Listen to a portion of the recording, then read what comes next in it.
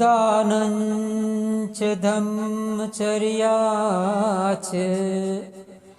यातकानं च संगो अनवज्यानि कम्मानि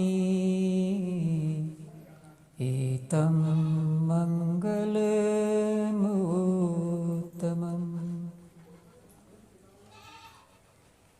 महाकारुणिक भगवान तथागत बुद्ध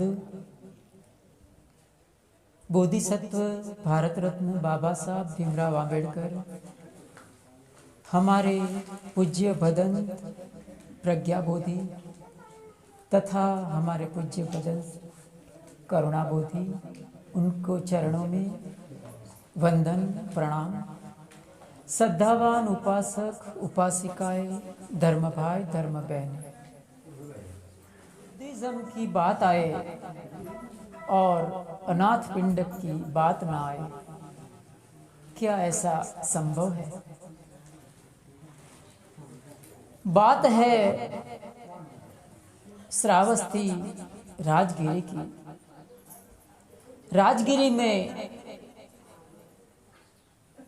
एक चमन में, एक गार्डन में ऐसा कुछ हो रहा था कि एक आदमी खड़ा था और वो आदमी गाड़ियां भर भर के सोने के सिक्के मंगवा रहा था और दूसरा एक राजकुमार जैसा दिखता आदमी वो सिक्के सोने के ग्रहण कर रहा था और उसके आदमी जमीन पर सोने के सिक्के बिछा रहे थे।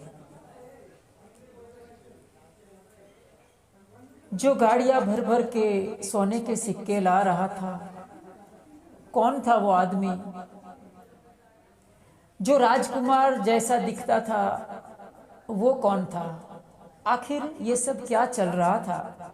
क्यों जमीन पर सोने के सिक्के बिछाए जा रहे थे? आइए हम उनकी पूर्व भूमिका में आगे बढ़ते हैं। राजगिरी में एक श्रेष्ठी घराना था जिसमें एक सुदत्त नाम का बहुत ही श्रेष्ठी रहता था। श्रेष्ठी इतना धनवान था, हालांकि उनका नाम तो सुदत्त था, लेकिन उनके मन में दान की इतनी पारमी थी। जैसे पहले ही गाथा में मैंने कहा कि दानंच धम्मचर्याच यातकानंच संगो अनवज्यानि कम्मानि। दान देना एक बहुत बड़ा गुण है। ऐसा कोई काम ना करे अनर्थ करने वाला, वो भी अपने में एक बहुत बड़ा गुण है। एतम मंगल उत्तम, ये एक उत्तम प्रकार का मंगल है। तो जो सुदत्त था, उसका नाम तो मूल नाम सुदत्त था, लेकिन उनका दान देने का बहुत उसकी भावना थी। वो बहुत दान देता था। वो अनाथों का नाथ था। अनाथ पिंडक अर्थात जो भी गरीब है, जो जरूरतमंद है, उनको वो दान देता था। पिंड अर्थात कुछ भी दान देता था। तो उसका नाम ही अनाथ पिंडक पड़ गया कि अनाथों का नाथ। तो अनाथ पिंडक, एक समय की बात है, वो व्यापार के लिए जा रहा था और पास वाले गांव में उसका बहनोई रहता था, उनका साला। तो रास्ते में होते होते उनको लगता है कि उनके घर पर होके आता हूं मैं। तो सुदत्त जैसे ही उनके घर जाता है, तो साधारणतः होता यह था कि उनके घर में जब भी वो जाता था, तो स्वाभाविक बात है कि बहनोई होगा तो उनकी बहुत आगता स्वागता करेंगे, उनको अच्छी तरह से बिठाएंगे, उसको अच्छी तरह से आदर सत्कार करेंगे। लेकिन इस वक्त सुदत्त जाता है तो परिवार के सारे लोग कुछ कार्यक्रम में डूबे हैं। कोई तोरण बांध रहा है, कोई घर के आगे रंगोली बना रहा है, कोई घर में साफ सफाई कर रहा है। चारों तरफ घर के सब लोग एकदम काम में व्यस्त थे और कहते हैं कि सुद्दत की तरफ किसी ने ध्यान नहीं दिया। तो सुद्दत ये देख के थोड़ा हैरत हुआ उनको कि साधारणतः मैं आता हूँ तो मेरे पति वो कितने आदर सत्कार से भर जाते हैं, मुझे कितना आदर सत्कार देते हैं, लेकिन इस बार उन्होंने मेरे साथ क्यों ऐसा व्यवहार किया। तो वो पूछता है कि आखिर बात क्या है, क्या घर में कोई लग्न प्रसंग है, कोई बलिदान का कार्यक्रम है, कि आखिर बात क्या है, कि कोई राजघराना का लोग आ रहा है। तो घर के लोग कहते हैं कि नहीं, ऐसा कुछ भी नहीं है। दरअसल इस संसार में बुद्ध उत्पन्न हुए हैं और हमने बुद्ध को निमंत्रित किया है, तो उसके आगमन के लिए हम ये सब सजा रहे हैं घर को, और सब लोग उसमें इसीलिए व्यस्त है। आपको जानकर हैरानी होगी कि बुद्ध शब्द संसार में दुर्लभ होता है। एवं इमं चक्षुमन्तं शरीरम सुसकत सकत सकते ही देवेंद्र नागेंद्र नरेंद्र पूजितो मनुष्य सेठे ही तथैव पूजितो तम वंदन पंजलि का भवित्वा बुद्धो हवे कप सत्ते ही दुर्लभ होते दुर्लभ होते दुर्लभ होते। बुद्ध का आगमन कल्पों में भी दुर्लभ होता है। दुर्लभ अर्थात बहुत कठिन होता है। किच्छो मनुष्य पठिलाभो किच्छो सद्धम्म सवणम किच्छो बुद्धानम उपादो। बुद्ध का उत्पन्न होना बहुत दुर्लभ है। तो जैसे ही अनाथ पिंडक के कान पर बुद्ध शब्द पड़ता है तो उसके शरीर में एक रोमांच हो जाता है, उनका काया आह्लाद से भर जाती है। वो दोबारा पूछता है कि फिर से बोलो, तुम क्या बोले? तो बोला कि इस घर में बुद्ध का आगमन हो रहा है। तो बोला फिर से बोलो, तो बोला बुद्ध का आगमन हो रहा है। बुद्ध बुद्ध बुद्ध, इस तरह से वो सुनता है। कहते हैं कि वो इतना तो भाव विभोर हो जाता है सुद्दत कि कुछ भी कह नहीं सकता है। वहाँ जैसे तैसे अपना प्रसंग पूरा करता है और अपने बहनों और अपने साले को पूछता है कि कहाँ है बुद्ध, कहाँ अभी विचरण कर रहे हैं। तो शायद आपने सुत्त परित्राण का कभी सुना होगा। तो हर परित्राण कैसे शुरू होता है, बताइए कैसे शुरू होता है? एवं में सुतम, सुना है। एवं में सुतम एकम समयम भगवा सावत्यम विहरति जेतवने अनाथ पिंडिकस्य आरामे। बार बार ये शब्द आएगा, अनाथ पिंडिकस्य आरामे। अनाथ पिंडक के आराम में वो विहार करते थे। अनाथ पिंडक का नाम हजारों बार आता है त्रिपिटक में। आज हम उसकी ही बात कर रहे हैं, तो आप ध्यान से सुनिए। तो अनाथ पिंडक ने सुना कि भगवान बुद्ध कहाँ विचरण कर रहे थे। बोला सावस्ती में विचरण कर रहे हैं।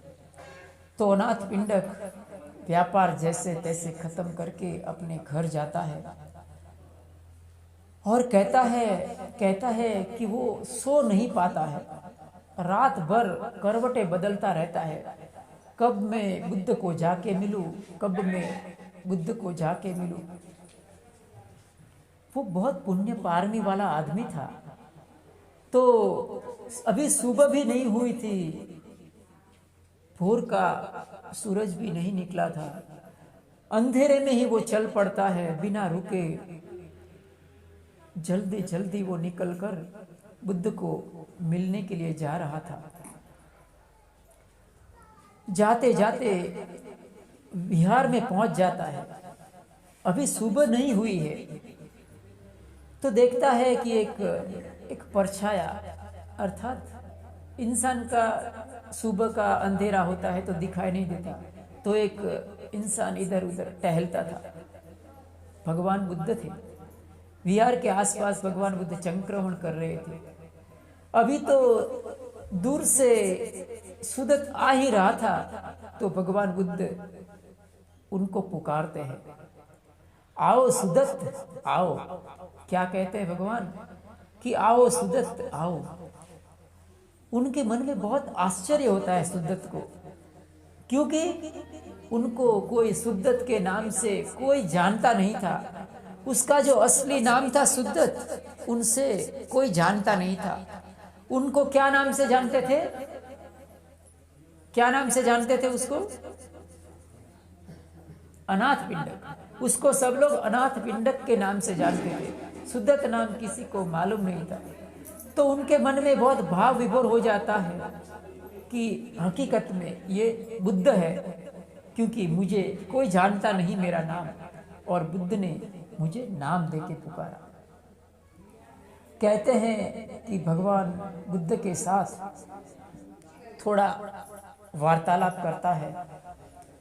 उसी वक्त अनाथ पिंडक, जिसका ओरिजिनल नाम सुदत्त था, वो सोत्तापन का फलगामी बनता है।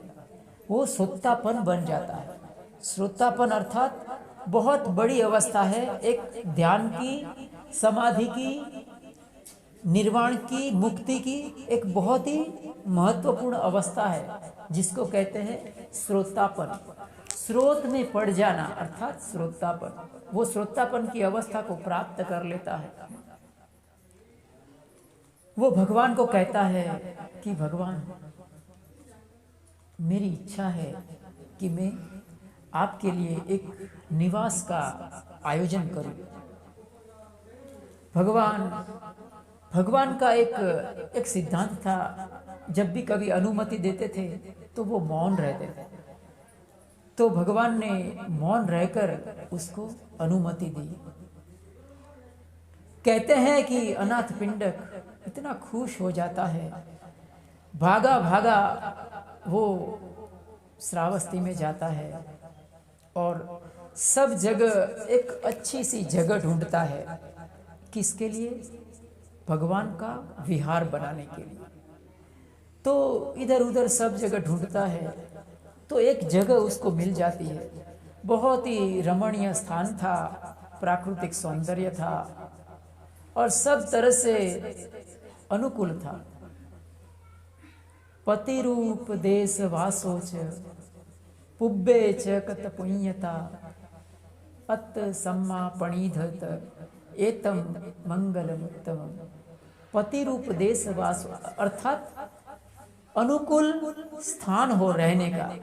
जैसे कि आपने ये मकान बनाया ना, मैं जब भी धम्म देशना देता हूँ ना, तो ज़्यादातर मैं कोशिश करता हूँ कि जिस प्रकार का प्रसंग है उसके अनुसंधान में मैं धम्म देशना करूँ। तो ये जो आपको मैं बता रहा हूँ, दरअसल ये आपने जो मकान का आज प्रसंग है उसके ही अनुसंधान में मैं बता रहा हूँ कि भगवान का निवास का भी वो आयोजन कर रहा था अनाथ पिंडक। इधर उधर वो जगह ढूंढता है तो एक जगह मिल जाती है, बहुत रमणीय, बहुत प्राकृतिक सौंदर्य से भरपूर। अच्छा सा चमन था उधर, और वो उसका इंक्वायरी करता है, तलाश करता है कि ये जगह किसकी है। तो कहते हैं कि वहाँ का एक राजकुमार था, जेत नाम का, उसकी ये जगह है। तो जेतवन की जगह थी, इसलिए उसका जेत राजकुमार था, उसकी जगह थी, इसलिए वो जगह था, वो जो चमन था उसका नाम पड़ा जेतवन। तो जेत राजकुमार को अनाथ पिंडक मिलता है और कहता है कि ये मुझे तुम्हारी जगह बहुत पसंद है, ये मैं खरीद करना चाहता हूँ। जेठ राजकुमार कहता है कि ये तो मेरे आमोद प्रमोद के लिए है, मेरी मौज मस्ती के लिए है, ये मैं बेचने वाला नहीं हूँ। क्योंकि वो राजकुमार था, वो मौज मस्ती के लिए उसका गार्डन बनाया था। तो कहता है कि ये तो मेरी मौज मस्ती के लिए बनाया है, ये बेचने के लिए नहीं है। तो अनाथ पिंडक कहता है कि तुम कुछ तो दाम बोलो, उसकी कुछ तो कीमत बोल। तो वो जेठ कहता है उसकी कोई कीमत नहीं, वो मुझे बेचना ही नहीं है, मैं क्यों उसकी कीमत करूं। तो अनाथ पिंडक पीछा नहीं छोड़ता है, उसको कहता है तुम कुछ तो बोलो कीमत, तुम कुछ तो बोलो। ऐसे 2-3 बार कहता है। तो जेठ राजकुमार चिढ़ जाता है। वो कहता है कि तुमको मालूम है इसकी कीमत क्या है। तो बोला कि ये जमीन है ना, उसके पर सोना बिछाओ ना, उतनी उसकी कीमत है। तो बोला कि सौदा पक्का। सौदा पक्का हो गया कि अभी मैं ये जमीन खरीद कर लूंगा सोना बिछा कर। अभी जेठ राजकुमार था, उसको तो बेचना नहीं था, उसको तो पीछा छुड़ाना था। तो वो चिढ़ जाता है कि मुझे तो बेचना नहीं है। तो जाता है कोर्ट में, केस जाता है कोर्ट में और विवाद जागता है। तो उस समय का एक सिद्धांत था कि कोई भी सौदा अगर पक्का हो जाता है तो फिर सौदे के मुताबिक वो करार पूरा करना चाहिए। तो कोर्ट अनाथ पिंडक के समर्थन में फैसला देता है कि तुम्हें ये जमीन बेचनी पड़ेगी। जेठ राजकुमार फंस जाता है।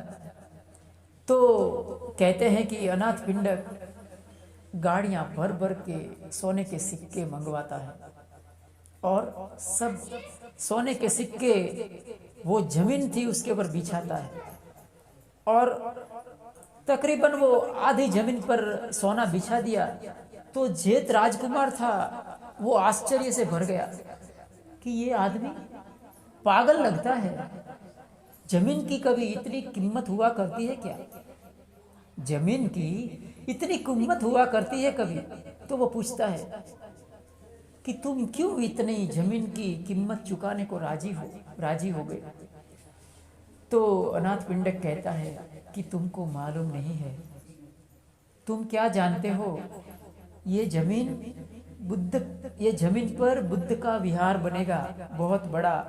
और उस विहार में हजारों लोग तप करेंगे, हजारों लोग ध्यान साधना में प्रवेश करेंगे, ध्यान करेंगे। एक भी अगर इंसान, एक भी साधक, एक भी भिक्षु भिक्षुणी अगर सुत्तापन का फल प्राप्त करता है, अनागामी अरहंत्व का फल प्राप्त करता है, उसके सामने ये मेरी कीमत क्या है? कुछ भी नहीं है। ये सोना क्या है? कुछ भी नहीं है। इसीलिए मैं सोना बिछा रहा हूँ। तो वो जेठ राजकुमार है, वो एकदम वो राजी हो जाता है कि ठीक है भैया, ये बाकी की जमीन है ना, वो मेरी तरफ से तुम्हें दान में देता हूँ। इतना हो गया सो हो गया, अभी बाकी की जमीन मेरी तरफ से दान में देता हूँ। तो कहते हैं कि वो जमीन पर भगवान बुद्ध का बहुत बड़ा विहार बना। और आज भी, अभी रिसेंटली, अभी कुछ समय पहले ही मैं श्रावस्ती जाके आया, उसी स्थान पर जाके आया जहाँ भगवान बुद्ध ने सबसे ज़्यादा समय बिताया। भगवान बुद्ध ने सबसे ज़्यादा समय कहाँ बिताया? एवं में सुतम एकम समयम भगवा सावध्यम विहरति जेतवने अनाथ पिंडिकस्य आरामे। अनाथ पिंडक के आराम अर्थात विहार में भगवान बुद्ध ने सबसे ज्यादा समय बिताया। तो उधर अभी रिसेंटली में जाके आया, वो जगह देखा, बहुत प्राकृतिक सौंदर्य है, बहुत लोग आते हैं जाते हैं। तो इस तरह की अनाथ पिंडक की दान पारमी थी। दान पारमी इतनी बड़ी थी कि कहते हैं कि होता है ना कि समय करवट बदल लेता है, पता नहीं कब क्या हो जाए, है ना। तो कहते हैं कि अनाथ पिंडक का एक समय ने करवट बदल ली और वो निर्धन बन गया। उनके पास धन नहीं रहा, तो भी उसकी दान पारमी में कोई कमी नहीं आई। कहते हैं कि वो निर्धन होने के बावजूद भी अपने घर के पिछले के भाग से थोड़ी सी मिट्टी उठाता है और भगवान बुद्ध के विहार में जाकर किसी पेड़ के नीचे डालता है। कहता है कि ये पेड़ के नीचे कोई भिक्षु तपेगा, कोई भिक्षु ध्यान करेगा और अरहंत्व की प्राप्ति करेगा तो उसका मुझे लाभ मिलेगा। कितनी उसका चित्त की भावना कितनी ऊंची है दान की, है ना। उनके चित्त में कितनी बड़ी भावना है। तो इस तरह की भावना थी अनाथ पिंडक की। अनाथ पिंडक सुत्तापन का फलगामी हो गया और भगवान बुद्ध के शासन में बहुत आगे बढ़ गया। तो आज के इस पावन अवसर पर इतना ही मैं कहना चाहूँगा कि हम सब, भगवान बुद्ध ने सबसे पहले दान पारमी के बारे में कहा है। 10 पारमिता बताया, सबसे पहले दान पारमी कहा। दान, शील, प्रज्ञा, वीर्य, शांति, सत्य, अधिष्ठान, मैत्री, उपेक्षा। 10 पुण्य क्रियाओं की बात की भगवान बुद्ध ने, उसमें भी पहले दान की बात की। 10 राजधर्म बताए, उसमें भी भगवान बुद्ध ने पहले दान की बात की। कृपणता, कंजूसाई इंसान को कहीं नहीं पहुंचाएगी। आप जो देते हैं वही हमें मिलता है, हम जो देते हैं वो हमें मिलता है ना। जो हम देंगे वो हमें मिलेगा ही, ये प्रकृति का नियम है। तो हम सब एज ए बुद्धिस्ट, हम भगवान बुद्ध के शासन में अनाथ पिंडक से प्रेरणा पाए और हमारी अपनी दान पारमी को अच्छी सी हवा दे, अच्छी तरह से पूर्ण करे। इतने ही शब्दों के साथ मैं अपनी धम्मवाणी को पूर्ण करता हूँ। सबका मंगल हो, सब सुखी हो, सबके जीवन में खुशहाली आए। साधु साधु साधु। करवन्नं बुद्धं नमामि।